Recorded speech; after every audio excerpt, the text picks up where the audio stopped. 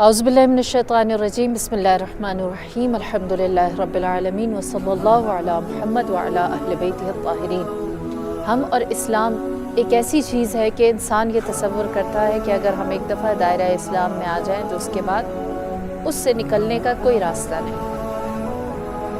خداوند کریم نے جہاں نیکی کو پیدا کیا وہاں پر بدی بھی وجود رکھتی ہے، جہاں پر نور ہے وہاں ظلمت بھی ہے، جہاں علم ہے وہاں جہالت بھی ہے، جہاں پر اندھیرا ہے وہاں اجالا بھی ہے، جہاں اس نے حق کو رکھا ہے وہاں باطل بھی ہے، جہاں وہ خدائے رحمان ہے وہاں شیطان بھی ہے۔ بس ہر چیز کا دوسرا بھی رخ یا دوسرا پہلو بھی موجود ہے جس سے میں اور آپ انکار نہیں کر سکتے، درست؟ بس ہم جب بات کرتے ہیں کہ اسلام دین، اسلام میں داخل ہونا، ایمان لے کر آنا، مسلمان ہو جانا، تو کیا صرف اسلام میں آنے کا راستہ ہے یا پھر اسلام سے خارج ہونے کا بھی کوئی، اسلام سے نکل جانے کا بھی کوئی راستہ موجود ہے؟ یقینی سی بات ہے، اگر ہم دین اسلام کو اپنا سکتے ہیں تو ہم دین اسلام سے دور بھی ہو سکتے ہیں یا نکالے بھی جا سکتے ہیں۔ یہ وہ حدود ہیں، یہ وہ باؤنڈریز ہیں جو اللہ نے اس لیے بنائی ہیں کہ اس کے اندر وہ داخل ہو جائے جو حکم الہی کو قبول کرتا ہے، لیکن جو اس کو قبول نہ کرے اللہ اس کو اپنے دین سے خارج کر دیتا ہے۔ لہٰذا دین کا، اسلام کا طریقہ ہی یہی رہا ہے کہ پہلے اپنے آپ کو ہر شر، ہر برائی، ہر کمی، ہر خامی یا ہر خطرے سے محفوظ کرو، اپنے آپ کو ایک مضبوط اور مصون پناہ گاہ میں لے آؤ، اس کے بعد خیر کا راستہ اپناؤ۔ مثال کے طور پر پہلے ہم کہتے ہیں اعوذ باللہ من الشیطان الرجیم، کہ ہم شیطان الرجیم سے پناہ مانگتے ہیں۔ پھر کیا ہے؟ بسم اللہ الرحمن الرحیم، پھر ہم خدائے رحمان الرحیم کے نام سے کام کا آغاز کرتے ہیں۔ تو پہلے شر کو دور کیا جاتا ہے، پھر خیر کو اپنایا جاتا ہے، پہلے دشمن سے ہوشیار ہوا جاتا ہے اور پھر دوست کی جانب رخ کیا جاتا ہے۔ پہلے اپنے آپ کو ہر طرح کے خطرات سے محفوظ کیا جاتا ہے، اس کے بعد انسان اپنی منزل کی جانب چلتا ہے، صحیح؟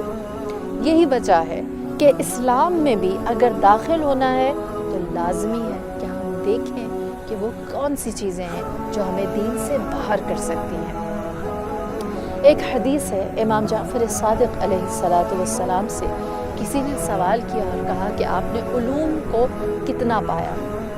میرے مولا صادق آل محمد نے جواب دیا، فرمایا کہ وجدت علم الناس فی اربعہ، میں نے لوگوں کے علوم کو 4 چیزوں میں پایا، 4 ابواب، 4 چیپٹرز کے اندر اس کو پایا۔ اولھا ان تعرف ربک، پہلا علم یہ ہے کہ تم اپنے رب کو پہچانو۔ والثانیہ ان تعرف نفسک، دوسرا یہ کہ تم اپنے نفس کو، اپنی ذات کو، اپنے وجود کو پہچانو۔ والثالثہ ان تعرف من اراد منک ربک، تیسرا علم یہ ہے کہ تم یہ جانو کہ تمہارا رب تم سے چاہتا کیا ہے۔ اور چوتھی چیز فرمائی ان تعرف ما یخرجک عن دینک، کہ تم یہ دیکھو کہ کون سی چیز تمہیں تمہارے دین سے باہر نکال سکتی، خارج کر سکتی ہے، تمہیں مسلمان سے غیر مسلمان بنا سکتی ہے، اس چیز سے آگاہ ہونا۔ لہٰذا فرمایا کہ علوم انسان 4 چیزوں میں، پہلا ہے ان تعرف ربک، رب شناسی، ان تعرف نفسک، خود شناسی، خودی کی پہچان، اپنے آپ کو جاننا۔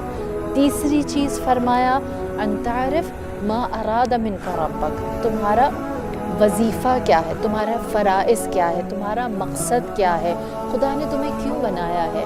اور چوتھی چیز فرمایا ما یخرجک عن دینک، تمہیں کون سی چیز تمہیں دائرہ اسلام سے نکال سکتی ہے۔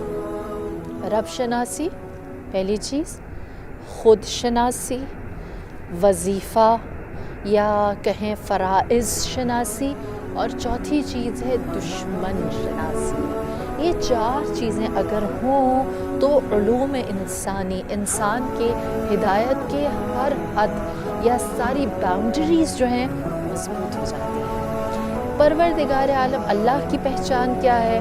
ہم سب جانتے ہیں وہ خالق ہے، وہ معبود ہے جس نے مجھے اور آپ کو پیدا کیا ہے، اور میری جان قربان صاحب نہج البلاغہ پر آپ فرماتے ہیں کہ حمد ہے اس خدا کی جو اپنی مخلوقات پر اپنی مخلوقات کے ذریعے متجلی ہوا ہے، جس نے اپنا جلوہ اپنے بندوں پر اپنی مخلوقات، اپنی موجودات کے ذریعے دکھایا ہے۔ اس خدا نے ہر چیز کو انسان کے لیے، انسان تک پہنچانے کے لیے مشکل نہیں بنایا، مخلوقات تک مخلوقات کے ذریعے امور کو پہنچایا ہے۔ یہی وجہ ہے کہ امام حسین دعائے عرفہ میں جو آپ 9 ذی الحج کو پڑھتے ہیں اس میں فرماتے ہیں یا من دل علی ذاتہ بذاتہ، اے وہ جو اپنی ذات پر خود ہی دلیل ہے، جس کو کسی دلیل برہان حجت کی ضرورت نہیں، جس کو کسی آیت علامت نشانی کی ضرورت نہیں، جس کو کسی دوسرے سہارے کا کوئی احتیاج نہیں ہے، جو اتنا واضح، اتنا روشن، اتنا مبین، اتنا تابناک، اتنا درخشاں ہے کہ جو خود اپنے لیے خود ہی نشانی ہے۔ جیسے چڑھتا ہوا سورج جب روشنی دیتا ہے تو کوئی یہ نہیں پوچھتا کہ یہ روشنی کہاں سے ہے، سب کے سامنے اس کی روشنی عیاں ہوتی ہے۔ اسی طرح خدا کی ذات دل علی ذاتی بذاتی، جو اپنی ذات پر خود ہی دلیل ہے، جس کو کسی حجت، جو صاحبان بصیرت ہیں، آنکھ والے ہیں، معرفت والے ہیں، وہ خدا تک بہت تیزی سے پہنچ جاتے ہیں۔ کیوں؟ بہت خوبصورت ایک یوں کہوں کہ دل کی بات ہے کہ کچھ صاحبان عرفان ایسے ہیں جو کہتے ہیں کہ ما رأیت شیئا الا رأیت اللہ قبلہ، کہ ہم کوئی چیز نہیں دیکھتے سوائے اس کے کہ ہر چیز سے پہلے ہم اللہ کو دیکھیں۔ کچھ صاحبان دل ایسے ہیں جو کہتے ہیں ہم کوئی چیز ایسی، کوئی نعمت ہم ایسی دنیا میں نہیں دیکھتے، کوئی مخلوق ایسی دنیا میں نہیں دیکھتے کہ جس کے بعد ہم اللہ کو نہ دیکھیں، یعنی اللہ کی نشانی نہ دیکھیں یا اللہ کی طرف سے کوئی اشارہ محسوس نہ کریں۔ کچھ لوگ ایسے ہیں جو کہتے ہیں کہ ہم ہر چیز کے ساتھ خدا کو دیکھتے ہیں، یعنی نعمت یا وجود یا کوئی مخلوق جو ہمارے اطراف میں آتی ہے اس میں ہمیں خدا نظر آتا ہے۔ جو رب کی معرفت میں ایسے ہیں کہ کچھ بھی ان کے سامنے آ جائے وہ اس کے اندر سے لطف الہی کو، آیت الہی کو، مظہر الہی کو نکالتے ہیں، اس کو دیکھتے ہیں، اس کو درک کرتے ہیں، اس کو محسوس کرتے ہیں۔ البتہ کچھ لوگ ایسے ہیں جو کہتے ہیں کہ ما رأیت الا اللہ، ہم نے کبھی نہیں دیکھا سوائے اللہ کے، یعنی جو موجود ہے، جو مخلوق ہے، جو نعمت ہے، اس کی کوئی حیثیت ہی نہیں ہے، سب کچھ اللہ ہے، سب کچھ خدا کی ذات ہے۔ وہ نعمت اچھی ہے، وہ نعمت بری ہے کا سوال ہی نہیں ہے۔ یقیناً آپ کے ذہن میں بھی وہی بات ہوگی کہ جب یزید ملعون نے بی بی سے پوچھا اور کہا بتا تیرے ساتھ تیرے خدا نے کیا کیا، تو کیا بی بی نے جواب دیا، ما رأیت الا جمیلا، میں نے سوائے حسن و خوبی کے کچھ نہیں دیکھا، جو دیکھا اچھا دیکھا۔ کیوں؟ کیونکہ ہر چیز میں اللہ کو دیکھا۔ کیسے دیکھا؟ جو بی بی کی آنکھوں نے دیکھا وہ مصیبت بڑی تھی، اس میں کوئی شک نہیں، لیکن بی بی نے کیا دیکھا؟ اسلام سربلند ہو رہا ہے، سنت نبی پائیدار ہو رہی ہے، آذان کہی جا رہی ہے۔ بی بی نے دیکھا قرآن باقی ہے، جو نبی کی تعلیمات ہیں وہ باقی ہیں، اسلام زندہ ہے، تو فرمایا کہ جو ہے وہ خوبصورت ہے، اچھا ہے، حسین ہے۔ لہٰذا کچھ دل والے ایسے ہوتے ہیں جو ہر چیز کے اندر اپنے رب کو دیکھتے ہیں، لہٰذا یہ رب شناسی میری اور آپ کی اسلام کی جانب پہلا ہمارا ایک اقدام یا قدم یا انیشیٹو ہوگا۔ دوسری چیز نفس، اپنے آپ کو پہچاننا، اپنی ذات کو پہچاننا۔ امام جعفر صادق علیہ السلام فرماتے ہیں کہ افضل المعرفہ معرفت الانسان لنفسہ، سب سے بڑی معرفت یہ ہے کہ انسان اپنے نفس، اپنی خودی، اپنی ذات، اپنے وجود، اپنے سیلف کی شناخت رکھتا ہوں، اس کو جانتا ہوں کہ اس کی اپنی ورتھ، اس کی اپنی حیثیت، اس کی اپنی ویلیو، اس کی اپنی قدر، اس کی اپنی صلاحیت اور اس کا اپنا وجود کیا ہے۔ قرآن بھی تو انسان سے یہی کہتا ہے نا، أَلَمْ نَجْعَلْ لَهُ عَيْنَيْنِ وَلِسَانًا وَشَفَتَيْنِ وَهَدَيْنَاهُ النَّجْدَيْنِ، کیا ہم نے تمہیں دو لب نہیں دے رکھے؟ کیا ہم نے تمہیں دو آنکھیں نہیں دے رکھی؟ کیا ہم نے تمہیں اختیار نہیں دیا کہ دو راستوں میں سے جس کو چاہو اپنا لو؟ اِنَّا هَدَيْنَاهُ السَّبِيلَ إِمَّا شَاكِرًا إِمَّا كَفُورًا، ہم نے تو راستہ دکھا دیا، چاہے تو شکر کا راستہ اختیار کرے، چاہے تو کفر کا راستہ اختیار کرے۔ اللہ نے یہ اختیار جو انسان کو دیا ہے، یہ سب سے اہم، سب سے بڑا ہے، سب سے عظیم چیز ہے۔ امیر کائنات نہج البلاغہ میں کیا فرماتے ہیں؟ یہ گمان مت کرو تم ایک چھوٹے سے انسان ہو، بلکہ تم ایک بہت بڑا عالم ہو، دنیا ہو، کائنات ہو، تمہارے اندر خدا نے بہت کچھ رکھا ہے۔ یہ بات ہے، یہ حقیقت ہے کہ انسان خود ہے جو خدا کی جانب سے سب سے بہترین نشانی، یا خدا نے جو انسان کو عقل و فہم دے رکھی ہے، اسی کے اندر کس طرح انسان، میں یہ کیوں کہوں کہ میں بطور انسان خدا کی بہترین مخلوق، خدا کی بہترین خلقت ہوں۔ ایک چھوٹی سی بات جس کو سن کر آپ کے اندر یہ موٹیویشن آئے گی کہ آپ اپنی قدر کو، اپنی ویلیو کو، اپنی ورتھ کو جاننے کے لیے اور زیادہ کیوریس ہوں گی کہ میں جانوں خدا نے مجھے کیا کیا دے رکھا ہے، اور اگر اللہ نے مجھے خزانوں سے نواز رکھا ہے تو یقینی سی بات ہے میں ان خزانوں کو ضائع نہیں ہونے دوں گی۔ کیا فرماتا ہے خدا؟ اِنَّ قَلْبَ الْمُؤْمِنِ حَرَمَ اللَّهِ فَلَا تُسْكِنْ حَرَمَ اللَّهِ غَيْرَ اللَّهِ۔ وہ خدائے لامکاں کہتا ہے مومن کا جو دل ہے وہ اللہ کا گھر ہے، وہ لامکاں اپنے لیے جس جگہ کو اپنا مسکن قرار دیتا ہے وہ مومن کا دل ہے۔ فرماتا ہے کہ یہاں اللہ بستا ہے، اور اللہ جہاں بستا ہے وہاں غیر اللہ نہیں آتا۔ اس خدا نے اپنے لیے جس چیز کو اپنا حرم قرار دیا ہے وہ مومن کا دل ہے۔ خوش نصیب ہیں آپ اگر اللہ نے آپ کے دل کو اپنے لیے منتخب کیا ہے۔ وہ خدا کہیں دور نہیں، وہ معبود کہیں ہم سے جدا نہیں۔ کسی نے بہت خوبصورت ایک شعر کہا ہے کہ میرا خام ہی یہ خیال ہے، کہیں دور ہے وہ حجاب میں، وہ چھپا ہوا ہے یہیں کہیں میری ذات ہی کے حجاب میں۔ بس اس خدا کو ڈھونڈنے کے لیے، حقیقت تک پہنچنے کے لیے کہیں دور سفر کرنے کی ضرورت نہیں۔ اگر انسان اپنے وجود میں جھانکے تو یہی سب سے بڑی آیت علامت نشانی ہے۔ اور اس کے بعد مولانا نے فرمایا تیسری چیز، پہلا ہے رب شناسی، دوسرا خود شناسی، تیسرا ہے اپنے وظیفے، اپنے فرائض اور اپنے درست کردار سے یا اپنے خلقت کے مقصد سے کہ اللہ نے کیوں آپ کو پیدا کیا، اس سے آشنا اور آگاہ ہو، پتہ ہو کہ اللہ نے مجھے کیوں پیدا کیا ہے۔ وہ خدا جس نے مجھے پیدا کیا ہے وہ میری خلقت سے کیا چاہتا ہے، اس کا ارادہ کیا ہے۔ وہ پروردگار جس نے زمین اور آسمان کو جب خلق کیا تو ہر خلقت کے ساتھ اس کا مقصد بنایا۔ سبح للہ ما فی السماوات و ما فی الارض، جو کچھ زمین میں اور جو کچھ آسمانوں میں ہر چیز خدا کی تسبیح کر رہی ہے، ہر چیز کا مقصد ہے، وہ بھی کام کر رہے ہیں۔ اللہ نے اسے تسبیح کے لیے پیدا کیا ہے۔ پروردگار عالم جب سورج چاند ستارے سیاروں کی بات کرتا ہے تو اس وقت بھی ان کی خلقت کا بھی مقصد قرار دیتا ہے۔ اللہ نے ان کو بھی ایک مدار میں گھومنے کے لیے، روز اور شب، دن اور رات کے وقت کو کامل کرنے کے لیے انہیں پیدا کیا ہے۔ وَالشَّمْسُ تَجْرِي لِمُسْتَقِرٍّ لَهَا وَالْقَمَرُ قَدَّرْنَاهُ مَنَازِلَ حَتَّى عَادَ كَالْعُرْجُونِ الْقَدِيمِ۔ خدا نے بغیر کسی مقصد کے نہ سورج کو بنایا ہے نہ چاند کو بنایا ہے۔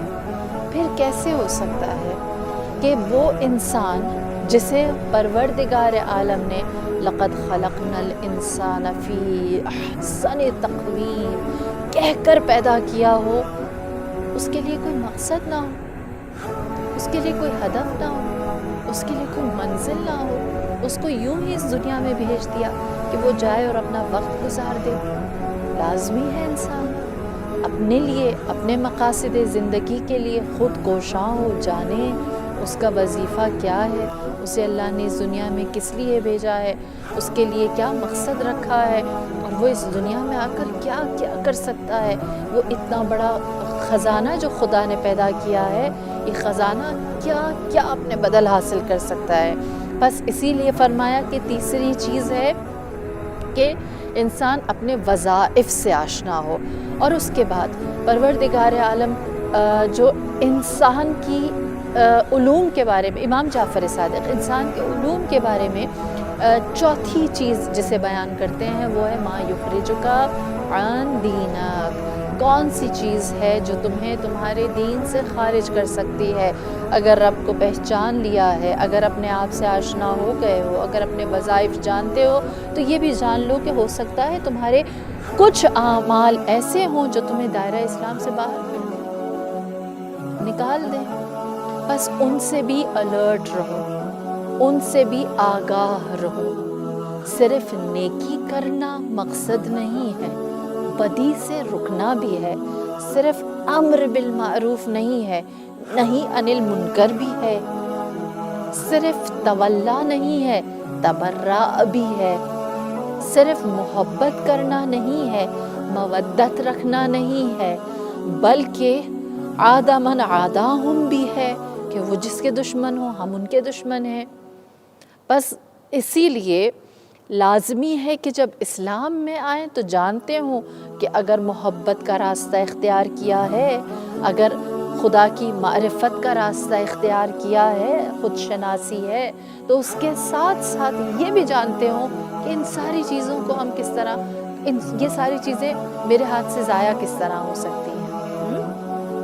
اسی لیے تاریخ نے جو سب سے بڑا ظلم ستم کیا، آپ جانتے ہیں کہ مابعد رحلت رسول بہت جلد زمانے نے جناب فاطمہ الزہرا سے آنکھیں پھیر لی، علی ابن ابی طالب سے آنکھیں پھیر لی۔ امام حسن و امام حسین جن کو اصحاب رسول خدا یا مدینے والوں نے اپنی آنکھوں کے سامنے رسول کے کاندھے پر سوار دیکھا تھا، ان سے آنکھیں پھیر لی۔ یہ بات بہت حیران کن ہے کہ وہ لوگ جنہوں نے مقام غدیر پر امیر المؤمنین کے ہاتھ پر بیعت کی تھی، رحلت رسول کے بعد کسی اور کے ہاتھ پر بیعت کرنے لگے۔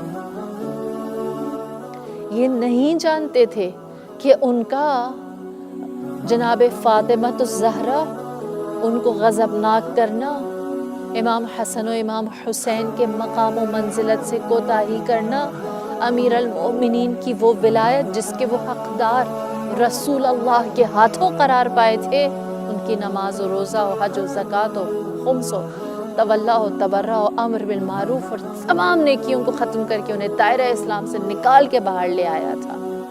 اسلام داخل ہونے کا نام نہیں ہے، اسلام کے اندر نکلنے کا بھی راستہ موجود ہے۔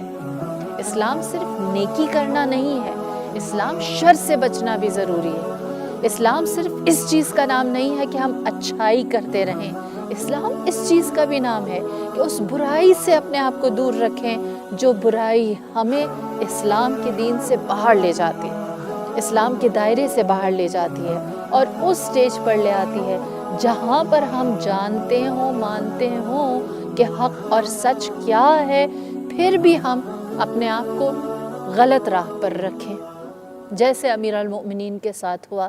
یہی وجہ ہے، کہتے ہیں کہ جنگ نہروان تھی، امیر المؤمنین جنگ فرما رہے تھے، آپ کے سامنے ایک نوجوان آیا جو حافظ کل قرآن تھا، اور وہ امیر المؤمنین سے جنگ کرتے ہوئے کیا پڑھ رہا تھا؟ قرآن۔ کون سی سورہ؟ سورہ نبا۔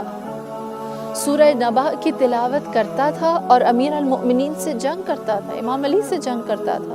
مولا مسکرائے، فرمایا عجیب بات ہے، تم سورہ نبا کی تعلیم سورہ نبا کی تلاوت کرتے ہو اور جو نبا العظیم ہے اس سے جنگ کرتے ہو، یہ تلاوت قرآن تمہیں فائدہ دے گی، تمہیں دین اسلام سے خارج کر دے گی، دین سے باہر نکال دے گی۔ لہٰذا جہاں دین کے اوپر تلاوت کرنا، نماز پڑھنا، روزہ رکھنا، باقی تمام عبادات کو انجام دینا ضروری ہے، اس کے ساتھ ساتھ اس بات سے بھی آگاہ ہونا ضروری ہے کہ وہ کون سے کام ہیں جو ہمیں دین سے باہر نکال سکتے ہیں۔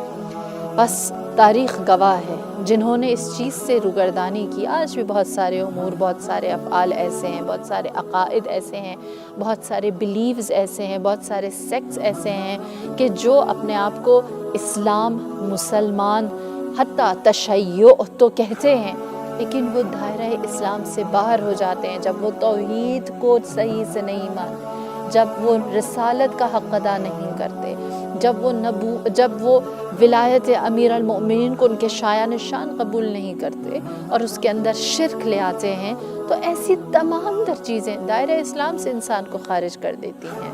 بطور عزادار، بطور مسلمان، بطور صاحب ایمان مومن، میرا اور آپ کا یہ فرض بنتا ہے کہ ہم اپنے اعمال، اپنے کردار، اپنے افعال اور اپنے دین کے اندر اپنے آپ کو بار بار ایویلویٹ کرتے رہیں کہ کہیں ہمارا کوئی عمل ایسا تو نہیں جو ہمیں دائرہ اسلام سے خارج کر رہا ہے۔ السلام علیکم ورحمۃ اللہ وبرکاتہ۔